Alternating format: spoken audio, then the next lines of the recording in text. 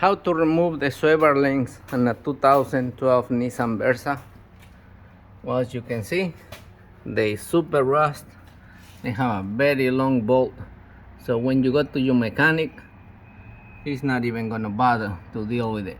He's gonna get one of these babies. That's it. And he's gonna cut the long bolt.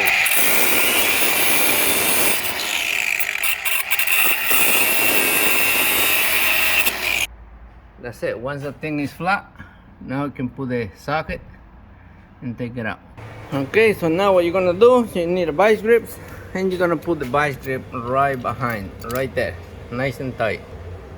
That's it. The other way. I don't know if you know, but the vice grips, they can only lose one way. The other way, they're just gonna strip. So in this case, loosen is up. Okay. One more. That's it. Now I gotta get the socket. Okay, so now you're gonna get a 16mm socket or 5/8. Make sure it's 6 points. You put it there,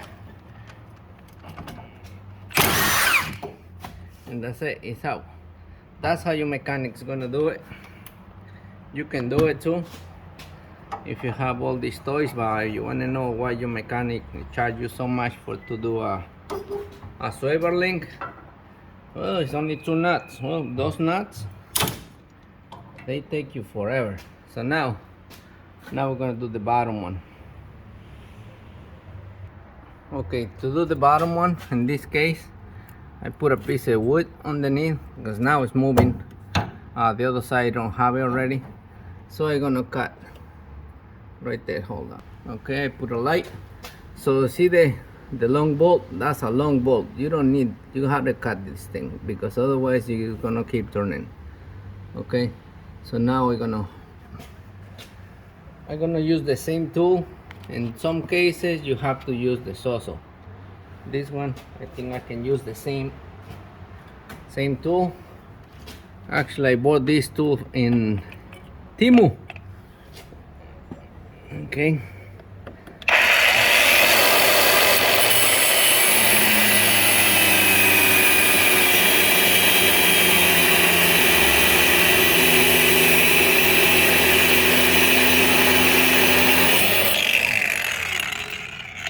You can use a ear die grinder or a saw.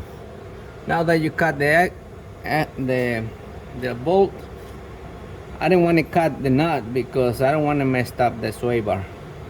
So I now gotta get 2 wrenches. This one you can actually break it out.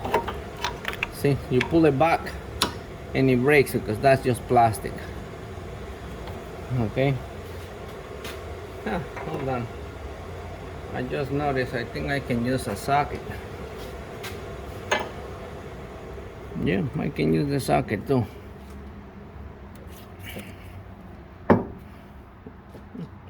Let's try the socket first. If not, I gotta get wrenches. So one side. Okay. So I got my wrench. Put a wrench in the back. And I'm gonna use I think I'm gonna use the socket right there with a swivel in the front.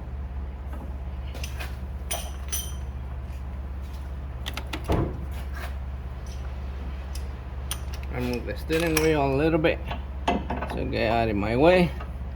You gotta hold the wrench. And that's it. Now it's out. Now to tighten them up, always use wrenches. Don't use the power tools because those nuts they strip very easy.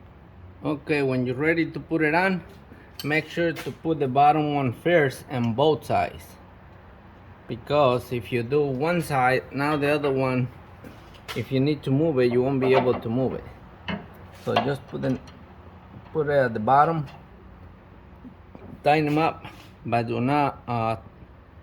don't do the top one yet. You gotta do the bottom both sides. Okay, in this case I'm gonna use a air ratchet This one don't have a lot of torque.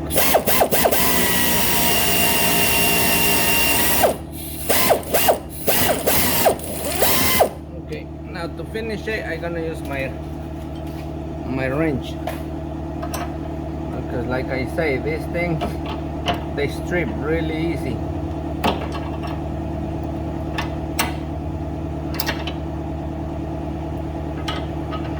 So now you might have to hold the back with the vice grip.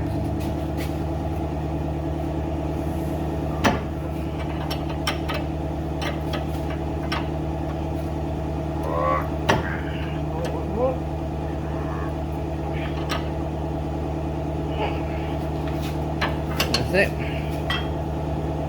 Now if you bolt this side on, you won't be able to work on the other side. You still want to move this up and down. So now we're gonna do the other side, which actually is not even there anymore. So I'm gonna cut that one too. But that's how you do them. And I don't know, usually a mechanic will charge you like $200 to do them, 100 a piece. If you're lucky, you'll be able to get it for 50 bucks a piece, labor. But not where I live, rents are super high. $5,000 a month to rent a garage, or yeah, you're pretty much gonna pay $200 in labor to replace these babies. All right, so you can do at home and save some money. Bye bye.